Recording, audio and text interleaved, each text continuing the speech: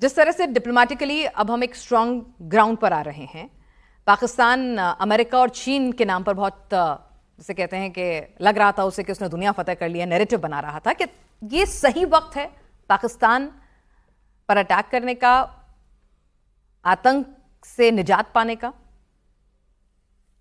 देखिए, जो अंतर्राष्ट्रीय प्रणाली के जो यथार्थ होते हैं वो ट्रंप साहब के एक ट्वीट से बदली नहीं हो जाते हैं। तो ट्रंप साहब ने एक ट्वीट किया, पहल की है, हमको गर्मजोशी से उसका जवाब देना चाहिए। पर पाकिस्तान, आप देखिए, अभी आपने परेड देखी थी, चीन जो परेड हुई थी चीन, हाँ, उस पर आप देखें जो आप सैन्य शक्ति का जो प्रदर्शन किया चीन ने, हमको ये देखना है कि भाई हमारा असली शत्रु कौन है। मेरा तो ये मानना है Pakistan is a paste, China is the threat. Paste क्यों? उसकी इकॉनमी क्या है? $0.38 ट्रिलियन।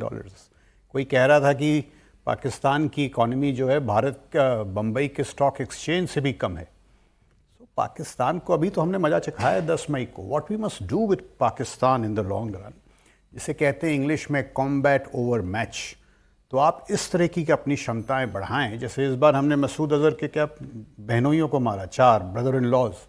अगली बार आप स्पेस ISR में इस तरह की आपकी क्षमता हो कि आप मसूद अजहर को निकालें, जैसे USA सुलेमानी को निकालता है।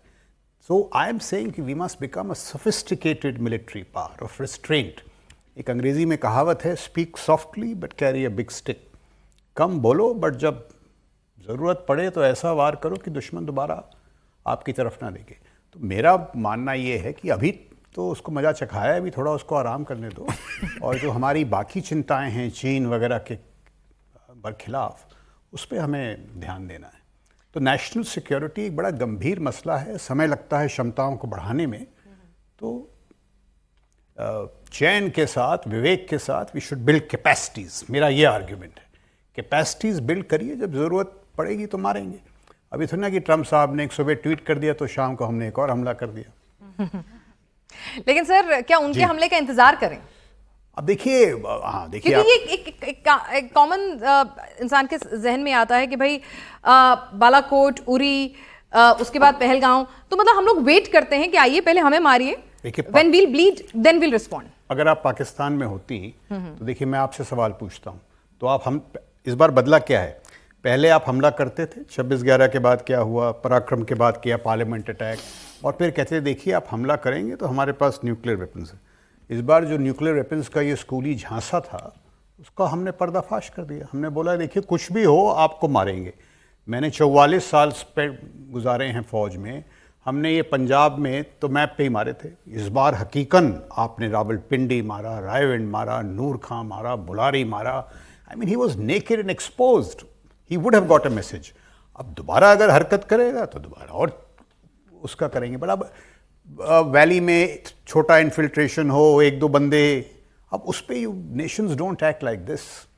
चलता रहेगा, हम बड़े राष्ट्र हैं, बट हमें क्षमताएं बढ़ानी चाहिए, उसके मैं पूरे पक्ष में हूँ। पर ये कि भाई हर रोज़ पाकिस्तान है, it's a pest, but would you like to be in Pakistan? $0.38 trillion economy नष्ट होता जा रहा है। और उसकी जो मूल समस्या क्या है? उसकी मूल समस्या ये है कि जो उनकी मिलिट्री है वो राजनीतिक नियंत्रण में नहीं है, they not in political control. तो मुनीर साहब decides, a good nation has a powerful military like India but under political control. हमारे यहाँ तय करते हैं प्रधानमंत्री ji, service chiefs don't. So these are the science of a good nation. तभी तो आपकी इकोनॉमी $4 ट्रिलियन है। आप कहाँ जा रहे हैं? और पाकिस्तान तो तबाह हो रहा है। तो पाकिस्तान से उस सिलसिले में मतलब उस प्रकार की तुलना नहीं करनी चाहिए। बट अगर आप ये कह रही हैं that we should build capacities, of course मैं कह रहा हूँ अगली बार आप मसूद अजहर को निकालें, DG ISR को निकालें, GOC बहावलपुर को निकालें। That gives a larger message. तो ठीक है, हमें अपनी कैपेबिलिटीज को इस तरह से बढ़ाना होगा कि जिस तरह से इजराइल को हम देखते हैं। मैं आपको उदाहरण देता हूँ। इजराइल की आपने जिक्र किया ना, 2006 से हर रात इजराइल को ये पता था कि नसरुल्लाह साहब कहाँ सो रहे हैं। 2006 से निकाला 26 सितंबर 2024 में। सो दे क्रिएटेड दिस कैपेसिटीज। अभी वहाँ उनके भी बड़े हमले होते हैं, बट उसमें ना कि हर रोज़ चल देते हैं। तो मेरा ये मानना है इजराइल एक अच्छी मिसाल है, we must too, but they invest in sophisticated capacities, technology, space, ISR। अभी उस प्रकार की क्षमता हमारे पास नहीं है, उसके लिए और मेहनत करनी पड़ेगी। देखिए, प्रधानमंत्री जी ने सुदर्शन चक्र की बात की इस बार, जी, वो क्या कह रहे थे? It was a politicians instinct, और हमसे कह रहे थे साहब कि हमारे खतरे बढ़ रहे हैं, हमें एक सिटाडेल तैयार करना है, AD topology, long range precision, technology से लैस एआई, क्वांटम, इस तरह के हमें इन्वेस्टमेंट्स करने हैं जिसमें समय लगेगा।